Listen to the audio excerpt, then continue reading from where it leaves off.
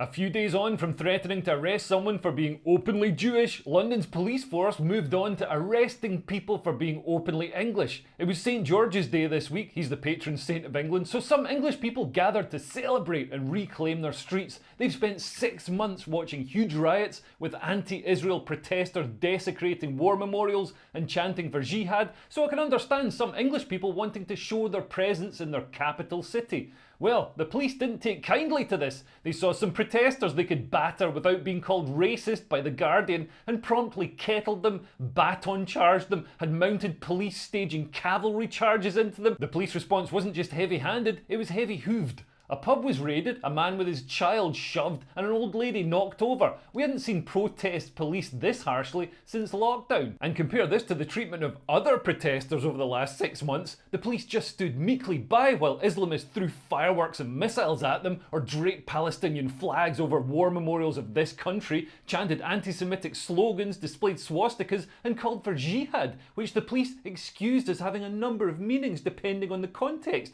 Yeah, I'm pretty sure jihad just has one meaning in the context of being shouted by a foaming-mouthed Islamist who's waving a swastika. Extremists were allowed to openly demonise Israel and the British Jewish minority now living in fear in this country, who are starting to suffer arson attacks and assaults in the street. People say the St George's Day protesters are far-right Nazi hooligans, but the anti-Israel protesters aren't. So the protesters with swastikas and anti-Semitic chants aren't Nazis, but the ones with the England flag, a country that famously fought the Nazis, are the Nazis. Please, somebody, make it make sense. It blatantly exposed the two-tier policing we have in London. People say, oh, but that's a far-right myth. And like most far-right myths, it's so obvious it's visible from the moon. I'll show you more footage in a moment, but first I want to look at why there is this two-tier policing system. Why on earth are the police tiptoeing around and sucking up to the Palestinian protests, but then beating English men to the ground? Well, there are a few reasons. The Macpherson report, which accused the police of systemic racism, casts a long shadow over our public services and makes them very wary of doing anything which could possibly be perceived as racist, such as arresting Muslims, even if they're calling for jihad. And the police are reluctant to get stuck into the anti-Israel protests because they take place in such huge numbers that there's a risk of the cops being overwhelmed. But with that in mind,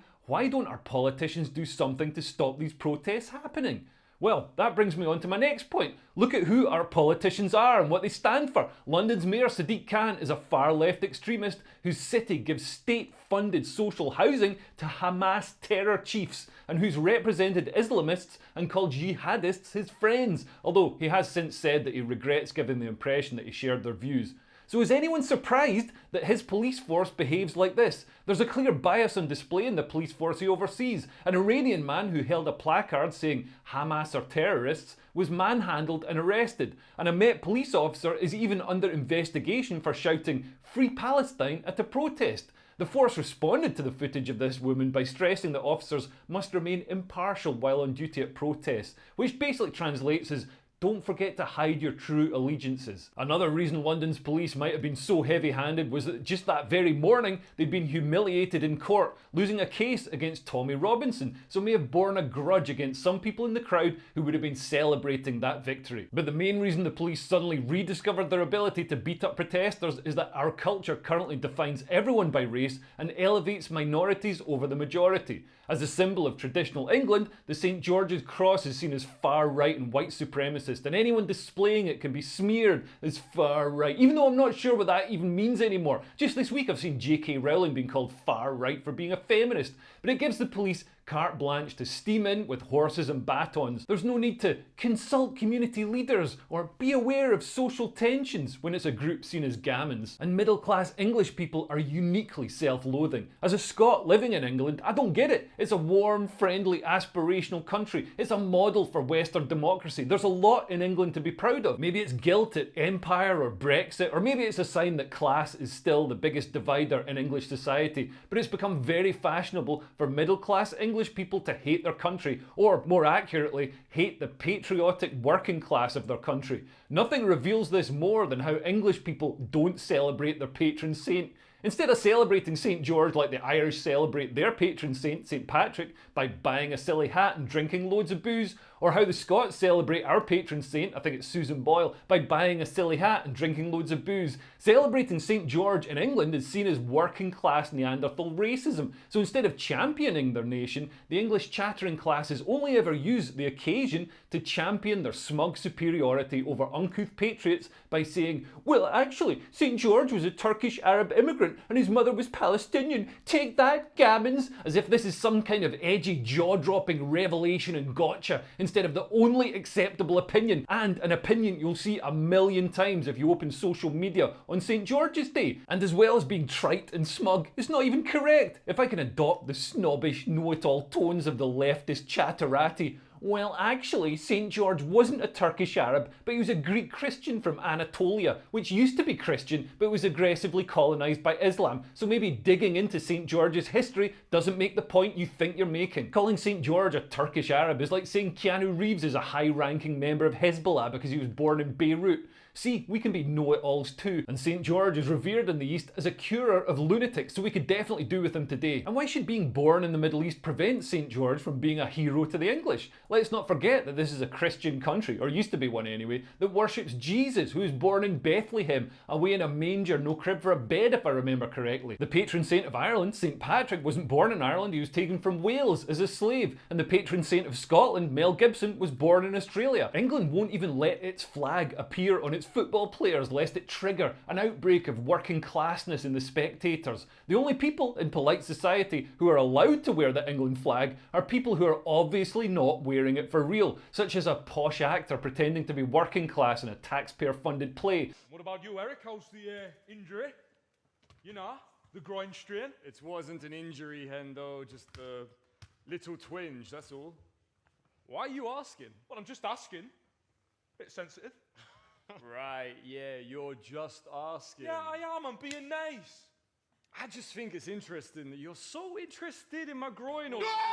Or an establishment politician who wants to trick us plebs into thinking he's a true patriot. Yeah, I'm talking about Kier Starmer, who says he has no time for those who flinch at displaying our flag. I mean, I guess it's a refreshing change from Labour MPs like Emily Thornberry, who openly sneer at people for daring to fly the English flag. And it says something about the echo chamber that left-wing politicians inhabit that she didn't for a moment stop to consider if this would be a good or a popular thing to say. Starmer can pretend to be patriotic. He knows that other people will enforce the establishment's anti-nationalist, pro-globalist, pro-open borders stance. The establishment feels a need to quash any English nationalism because Britain's economy ran off a cliff a while back, and the only way we can pay the interest on the debt that we owe is by continually importing cheap labour, and if there's any resistance to it, our economy would fall over. Anyway, let's have another look at the difference in policing. Here are pro-Palestinian protesters firing rockets and fireworks while the police just stand there. Honestly, what is it with Palestinians and rockets?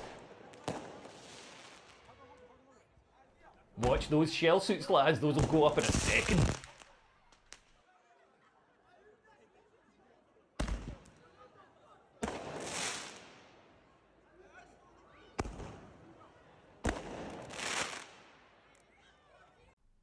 And here's anti-Israel protesters chucking stuff at the police.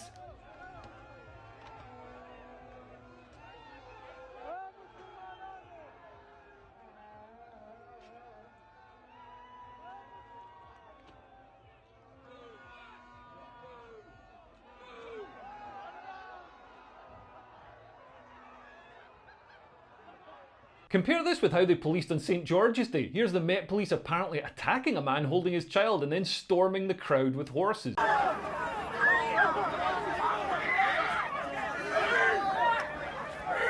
children!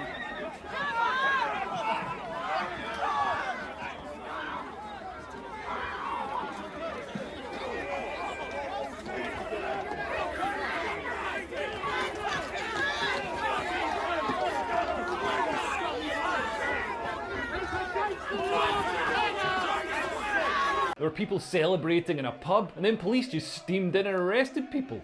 The worst thing about this is the cost of beer in London. If the police spill your pint, you're down about £9.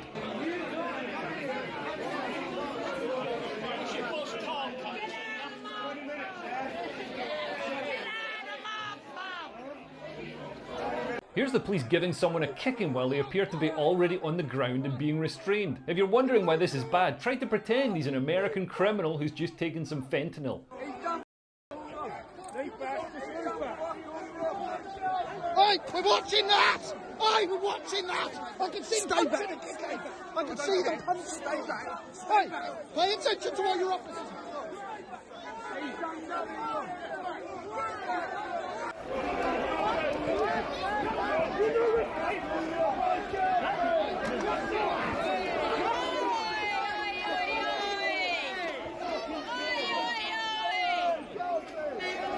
Yeah, get your shots, mate.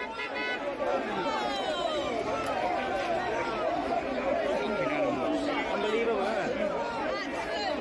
And another one, what's going on?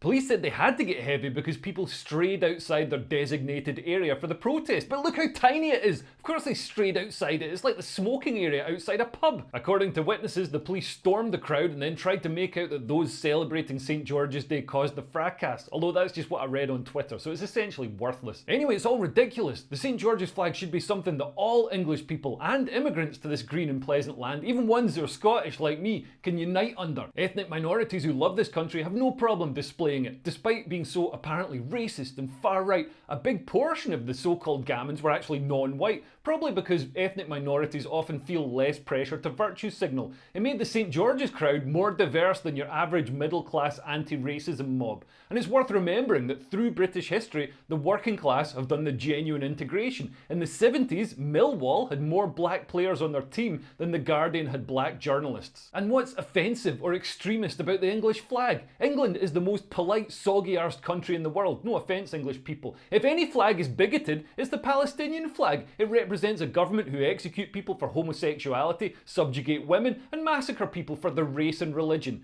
If aliens landed in London today, they'd think the flag of England was either the Palestinian flag or the Pride Progress flag. And cowering in front of the mob sends a dangerous message that you can do what you want if there are enough of you. Robert Peel set up the Metropolitan Police to keep law and order without fear or favour. It seems that this principle has been abandoned and replaced with identity politics and mob rule. Anyway, thanks for watching. If you want to support me making these videos and get access to exclusive content, you can become a Patreon. In fact, if you join today, you'll be able to see a video I've just done. It's a deep dive on what the establishment gets wrong on immigration. Okay, thanks for listening. I've been Luke Kier. Bye. Bye.